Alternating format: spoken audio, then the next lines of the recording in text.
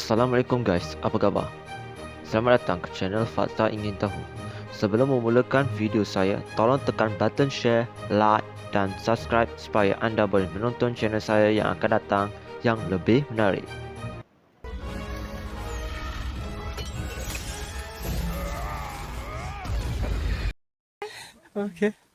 Okey guys, dalam berita terkini, AS menurunkan Malaysia ke tahap terburuk dalam laporan perdagangan manusia, kata sumber. Kuala Lumpur, 1 Julai. Jabatan Negara AS akan menurunkan Malaysia ke kedudukan terburuk dalam laporan tahunan yang diperhatikan ketat mengenai perdagangan manusia yang akan dikeluarkan hari ini, kata dua sumber mengetahui perkara itu kepada Reuters. Penurunan itu berlaku setelah terdapat banyak runtutan oleh kumpulan hak asasi dan pihak berkuasa AS mengenai dakwaan eksploitasi pekerjaan migran di ladang dan kilang. Malaysia akan jatuh ke Tier 3 setelah menghabiskan 3 tahun dalam Tier 2 watchlist dalam laporan trafficking in a prison tahun ini, kata sumber-sumber itu, yang kita tidak mahu dikenali kerana mereka tidak dibenarkan bercakap dengan media. Jabatan Negara AS menempatkan negara-negara di tahap 3 kerana tidak mematuhi piawaian minimum untuk menghilangkan perdagangan untuk membuat usaha signifikan untuk dipatuhi. Peringkat Tier 3 boleh mempengaruhi akses Malaysia ke beberapa bantuan AS. Kementerian Dalam Negeri Malaysia tidak mempunyai komen segera. Seorang pegawai kanan polis memberitahu Reuters minggu ini bahawa kerja paksa bukanlah masalah yang meluas. Kedutaan AS di Kuala Lumpur enggan memberitahu komen menjelang pelancaran laporan yang dijadualkan pada 17 GMT hari ini.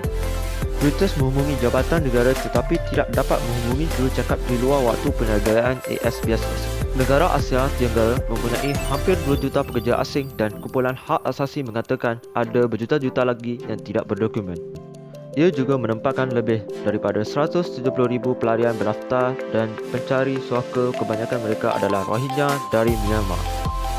Pekerja migran biasa masuk ke Malaysia dengan membayar yuran tinggi kepada ejen perekrut di negara asal mereka yang menurut aktivitas membawa kepada ikatan hitam.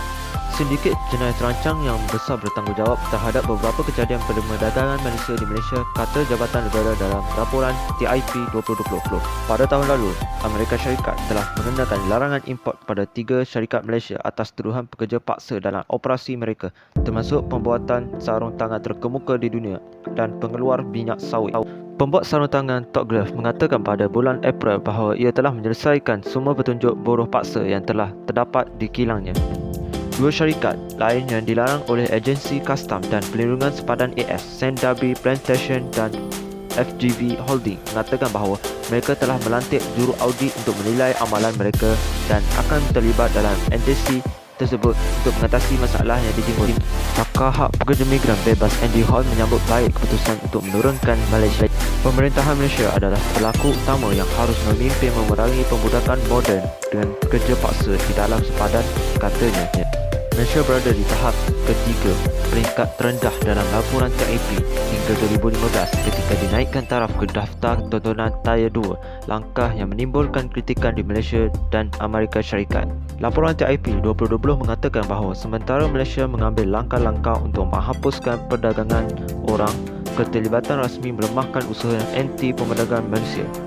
Jumlah penyiasatan pemerdagangan pekerjaan juga terendah jika dibandingkan dengan skala masalah, katanya Reuters. Sekian dari saya, channel Fakta Ingin Tahu. Terima kasih kerana menonton. Tolong share, like dan subscribe. Assalamualaikum.